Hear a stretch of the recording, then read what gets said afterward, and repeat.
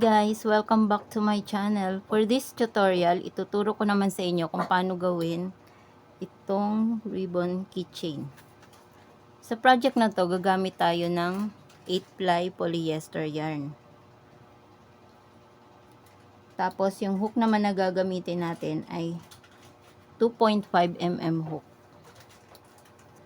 Gagamit din tayo ng yarn needle, scissor, at saka glue gun. Kasi ididikit natin ito para hindi matanggal. Okay, let's start. First, gagawa muna tayo ng slip knot. Tapos, chain 40.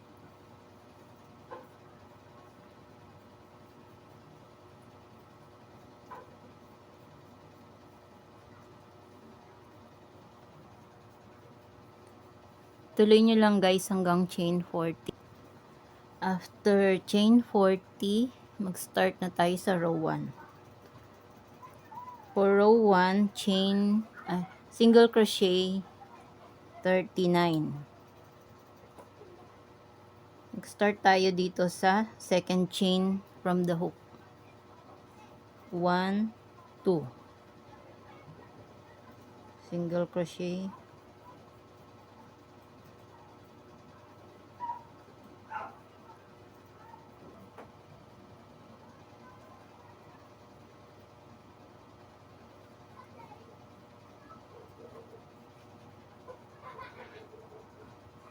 Okay, tuloy nyo lang hanggang dito sa dulo.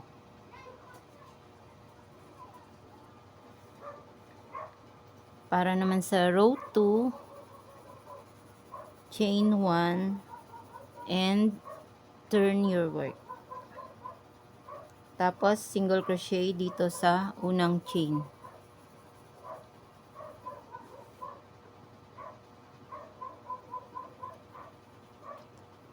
Single crochet sa next chain.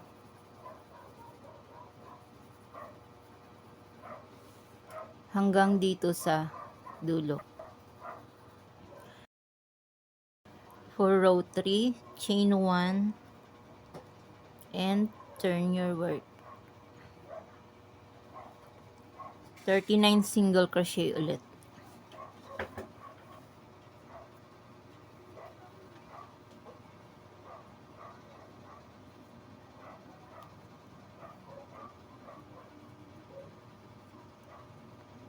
Tuloy nyo lang guys hanggang dito sa dulo.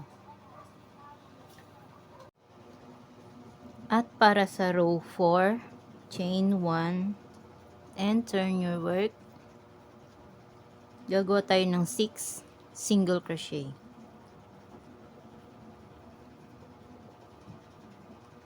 1,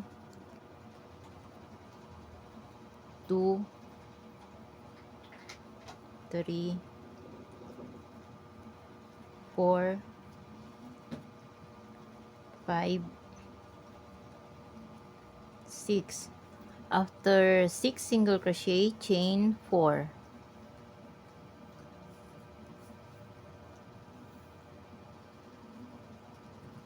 1, 2, 3, 4. Tapos skip 4 chains. 1, 2, 3, 4. Tapos single crochet dito sa 5th chain. Single crochet next. Single crochet next. Hanggang dito sa dulo. Single crochet. After row 4, mag-slip stitch na tayo paikot guys. Para dito, slip stitch 4 times. 1,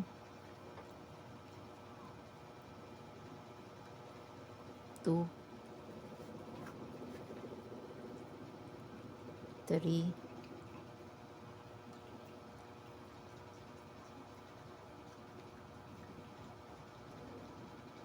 4.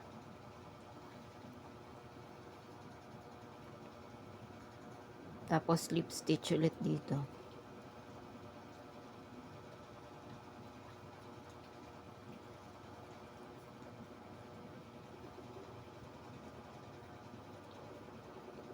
Tuloy lang guys hanggang dito sa dulo.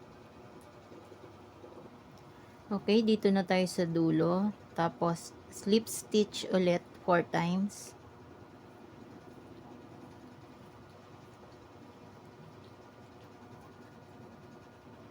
2, 3,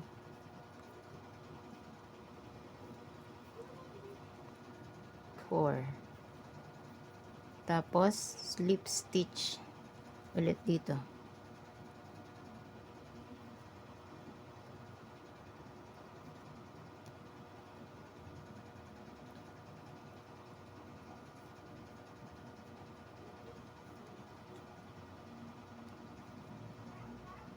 At para naman dito sa chain 4 kanina, slip stitch lang tayo dito sa chain guys.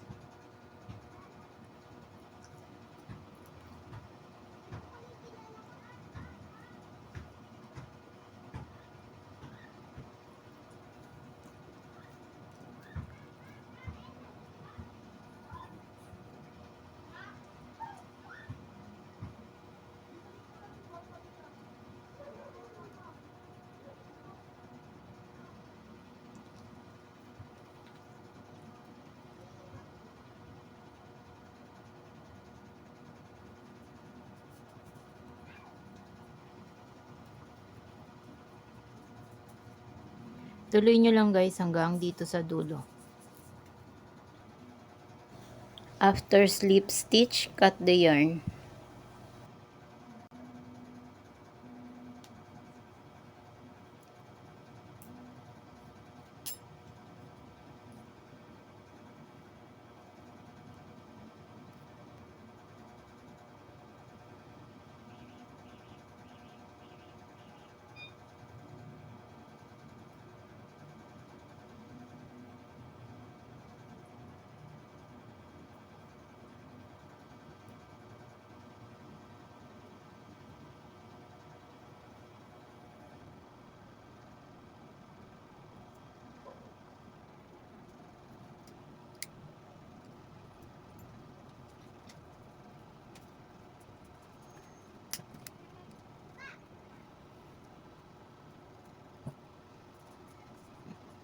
Tapos, pantayin nyo lang dito guys. Pag pantay na, lalagyan na lang ng glue.